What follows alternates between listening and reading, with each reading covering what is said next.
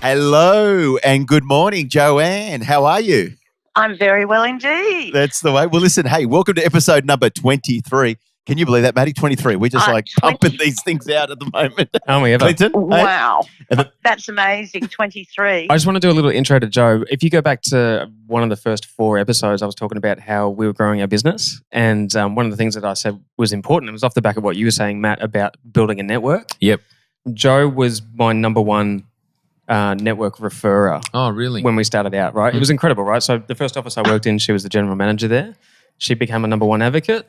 And then from there, she's essentially pushed me out to so many people. Wow. And it's been incredible. So thank you, Joe. Massive thank you. There you go, Joe. There's a nice little compliment to start a Friday morning. Thank you, Clinton. Well, hey, no need to be nervous. We've had over 4,000 downloads already on the Mentors podcast. So there's a lot of people that love our show and listen to us, including yourself, Joe. And I know you reached out to us a couple of weeks ago via Facebook and you wanted to ask us a question here on the Mentor. So, Joe, tell us a little bit about yourself, how long you've been in real estate for, just so the listeners out there can understand who you are and what marketplace you're in. Okay. I've been in real estate since 1980, a very long time. I've been in it my whole career. Longer than Maddie LaHood. I know. I was going to say just a tad longer than both you boys. Exactly. Go on. That's awesome. So I started in 1980. My roles in real estate have usually been managing director or general manager. I tend to be a back office person and run businesses for people because I do find that a lot of the principals, particularly these days, are sales agents. And whilst they might be very good at listing and selling, I don't think necessarily back office administration and smooth processes is their strong point. So that's what's always kept me in a role in real estate. And I actually love doing that. Awesome. And your current role, is that sort of the same sort of role you're doing at the moment? The back yes, end? I'm general manager at Bell in Surrey Hills. Yep. And that's a funky little office up in sort of the inner city. Beautiful. And it's a new office, newish office. Well, it's been around for a long time, but a newish principal, young team, and they all like to take on board all the new innovations that have come into the industry over the years. I think when I came into the industry, we didn't have computers, for God's sake. No, we had fax machines. There was no internet. Do you know, to this day, I still get excited when I think of the fax. I could not believe when they were introduced, you could put a piece of paper in this machine and it would print out on the other side of the world. Yeah, I know. You know what the funny thing is? I had the other day, this is so funny, Matt, you got to listen to this, right? This guy says to me, he says, can I fax you that? And I said, fax it to me. I said, what have you been smoking? I was like, fax machine, really? Man, it's like, unbelievable. That went back out of the 90s. I said, how about scanning and email it to me? I've got a kid that's joined our team recently, the 19-year-old kid that doesn't kind of really know what the experience is like to walk into a video shop and rent videos. Yeah. Oh, yeah. You know, like like Blockbuster and exactly. Video Easy in those days. My God. So, Joe, you're on the Mentors. This is the place where you bring the question and hopefully Clinton, Matt and myself can answer it for you. So hit us up. It's Friday. Okay. Well, here's the question. I'm quite involved with women in real estate. I think what's happened in our industry is going back to the 80s, when I first came into the industry, women tended to be in secretaries, they were called. Yep. They weren't even called PAs. That's right. And they were administrators. And it was a very different way of doing things. Real estate, in essence, hasn't changed. It's all about the relationship build. Motorbike going past. It's all about the relationship build and providing good service. What has changed over the years is actually the way we do the same thing. We've had huge increases in technology, which Clinton would know quite a lot about, the way we market properties, the way we market ourselves, the way we communicate. That's all changed. I think one of the other things that are changing is women are now taking more leadership roles within the industry, and also becoming their own agent. When I came into the industry, there was only a handful of women that actually sold real estate. That's right. Yeah. I'm back to Nick Benson, Alison Coops, there wasn't a great deal of women. And there's been quite a shift over the last few years, particularly with the Women in Real Estate Network that's about women supporting women. I was wondering, because you guys have been in the industry nearly as long as me, where do you improve sort of the shift in the job roles within the offices, within real estate? Sorry, Joe, can you just repeat the question? The phone's You just cutting sort of out. cut out of there a little bit. Say that again. Okay. With both of you being in real estate for a long period, you've seen so many challenges, so many changes. And I was wondering what your thoughts were with this surge of women starting to take on more leadership roles within the real estate community and within real estate businesses and being more front office people. And what do you guys think about those changes and how it can enhance our industry?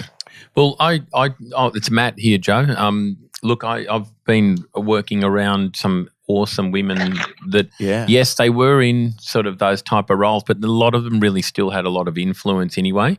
Me personally, it's funny. I don't look at guys or girls any different, never have, and I've been in the game 30 years. I just look at who can do the best job. And I've found, look, it's only been that women have chosen maybe in the earlier days not to go into the sales side of role, because there's a lot of the old way of stereotyping, prospecting, right? and things like that, door knocking and all that rubbish that used to go on years ago. It's the women would shy away from that. Then since networks and mothers groups and all these things have become really successful way, social media is a safer way to prospect. I think that's driven a lot of the women to the fore. And look, I've worked with some of the best female sales agents in Australia, and they're just, I find them amazing. They can do it all. Like, they can do the family things. They can do which us guys can't do. Yeah, which is great. But look, in saying that, it's what I find really powerful is male-female combination. Yeah. And I always had, when women weren't strong in real estate sales, I always had a woman come with me to every listing presentation for years. Always worked that way, Claudia, I'll tell you. Yep.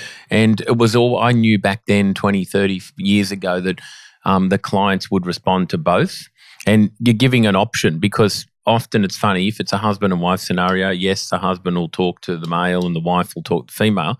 And we know that most of the situations, I certainly in my household, I'm sure it's no different than anyone else, the other guys will say, usually the female has the decision around the home and things like that, around where they want to live, what's suitable, where they feel, because it's just the way we're sort of wired, I think. So the female would always make a decision when I was listing and selling, who they'd even be involved in they're choosing the agent.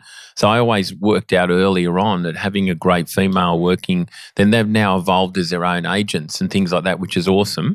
But it still comes back to, look, yes, the movement for women in real estate, women in leadership roles, I just think it's who's best for the job.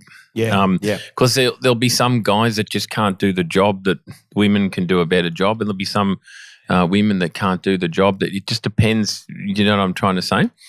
Oh yes, and I agree with you. It's who's best for the job. Who's best for the job, and I never really understood why people why that women, the stigma about women in real estate. There's just been some amazing women. I remember a lady called Maureen Courtney Smith. Do you remember her? Yeah. Do you remember her, Joe? She was up at Richardson and Wrench. Di Jones, another one. Yeah. I mean, seriously. Well, she was a trailblazer. Yeah, but look at that.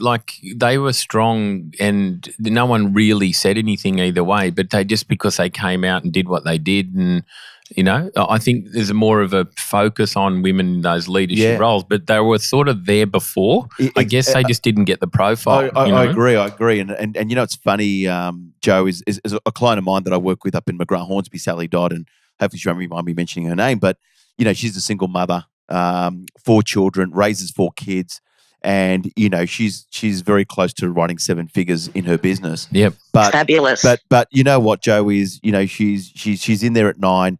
She works, all the way till 3 o'clock. She goes and picks up her kids from school at 3:30. A lot of the time she'll drop them at the neighbours and and then has to go and do a listing presentation in the late afternoons or early evenings. But at the end of the day, I think she just goes, you know what, I just got to do it. I can't wait for anyone else to do it. I just got to do it. And, it's quite amazing that she's able to, do that sort of business and have 4 children, I think it is incredible because the time management on 4 children alone is a full-time job. Yeah. Joe, And I think sorry. I actually think it's quite positive that there are more women out in the industry doing this thing. They're providing a mentor, or for the younger girls coming into the industry, that there is actually a true pathway totally. for women to be successful. I think we've just had the REI president of New South Wales, Leanne Pilkington. She's the second woman in 100 years to be an REI president. So I think that's a real indicator of a shift in the times. And I'm not on about the men, women, gender sort of thing. It's just nice that women are putting themselves out there more. And I think by nature, women find it hard to actually go on boards, step out. Yes. They do tend to shy in the background. So the more women we've got that are putting themselves out there, being high GCI riders, owning businesses, Correct. being president of the REI, that sets a fabulous role model for the young girls in the industry. My daughter is a senior property manager and she's 25, and I want Danielle to see these strong women and know that she has a pathway in this industry. Absolutely. Absolutely. And you know what, Joe, you're seeing a lot more of it today. I mean, not just in real estate, but just everywhere. I mean, you look at tennis now. True. Tennis, there used to be a prize money. The men would get so much more money than the women would get. Yeah, exactly. And today, Wimbledon, the same amount of money is paid to the winner of the men and the winner of the woman.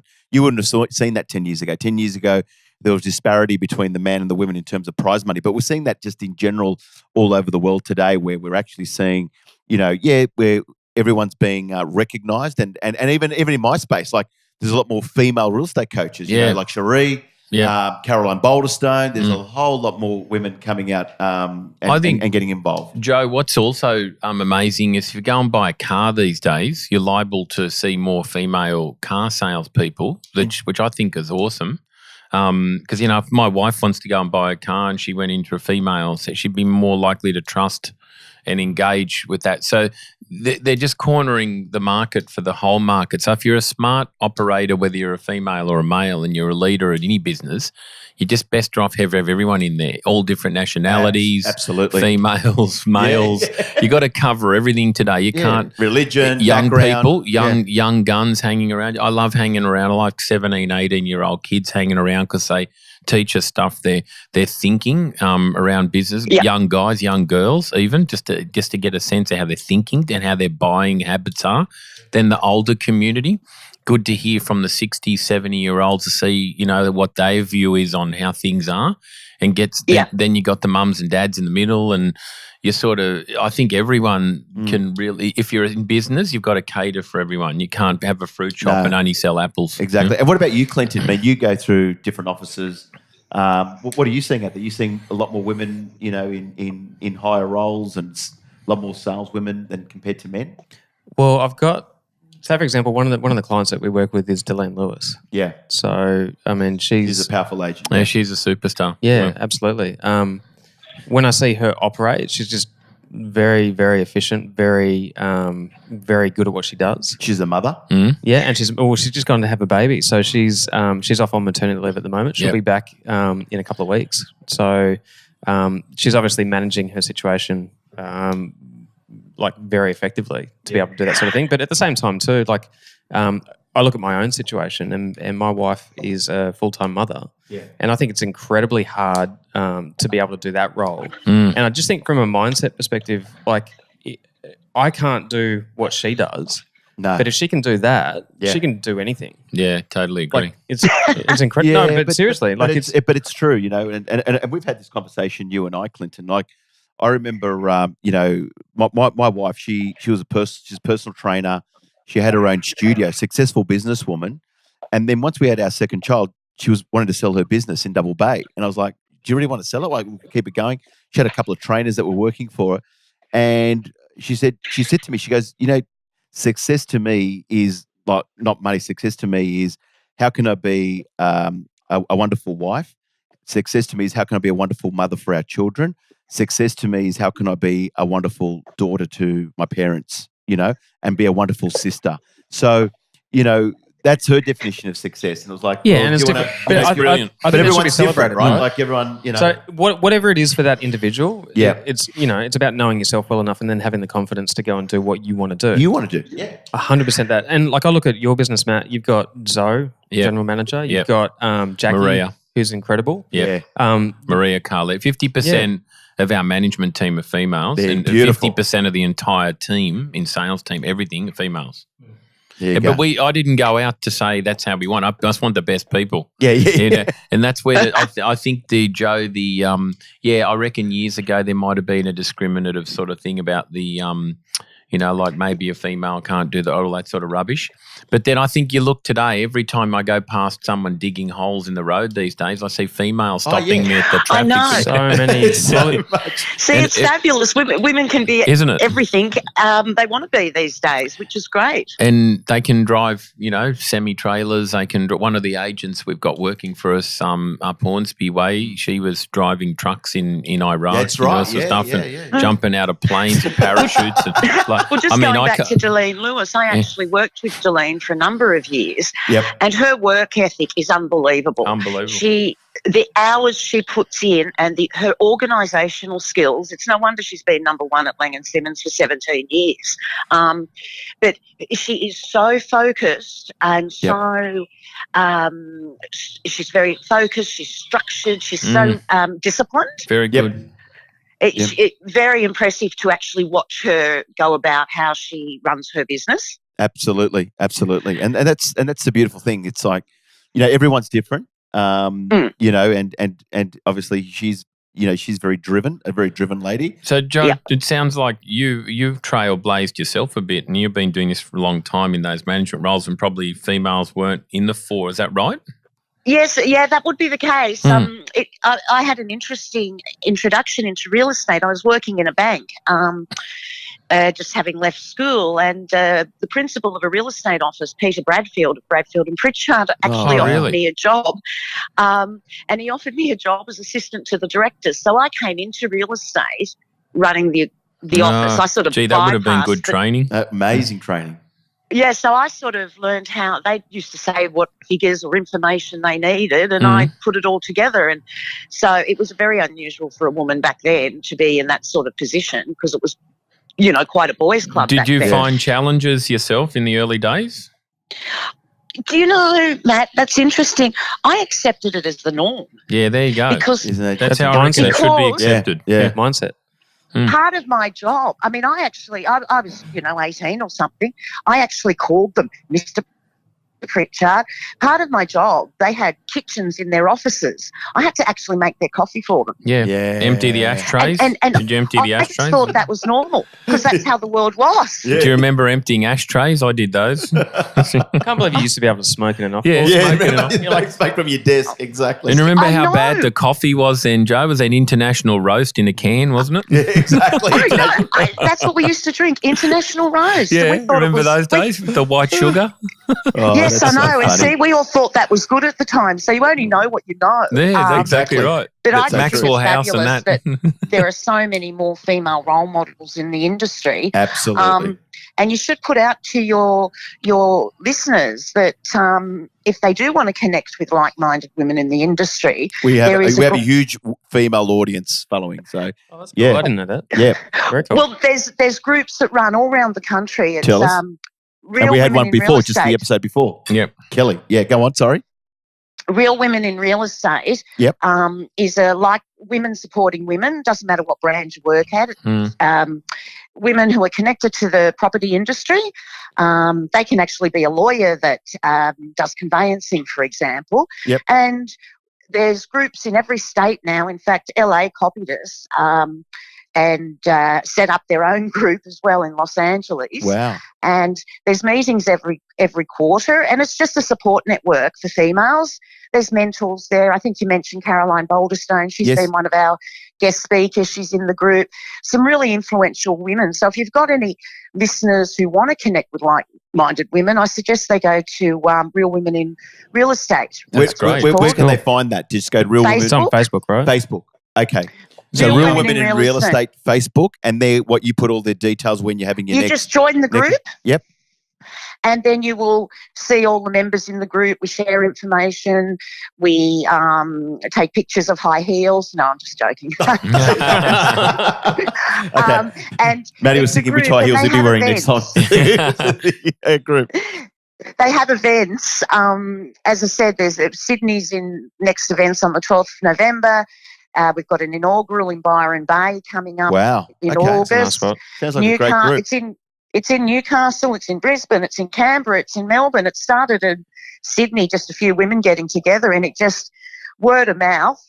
And That's fantastic. Well, listen, all I'm going to say is if there's any female listeners out there listening to episode 23 today on our podcast, make sure you head over to Real Women in Real Estate Facebook page. Make sure you join up. And go and check it out. Sounds like a great group of women getting together and sharing with like-minded experiences. Yeah. no, that's exactly right. And it's always good to have a champagne at the same time. Congratulations, Joe, for putting it out there to the community. Yeah, absolutely. Well done. Well done. Kudos to you, sister. Thank you, and thank you so much for having me on the show and answering my question. All the best. Thank you for having us and reaching out to us. Okay. Enjoy your day, and we'll speak to you next time. And thanks for being part of episode 23. Got something great from this episode? It would mean the world to us if you passed it on. Tune in each week as we mentor a new agent. Have a question? Want to be on the show? Get in touch with Claudio Encina, Matt LaHood, or visit our Facebook page. The Mentors is brought to you by Sprinkler.media.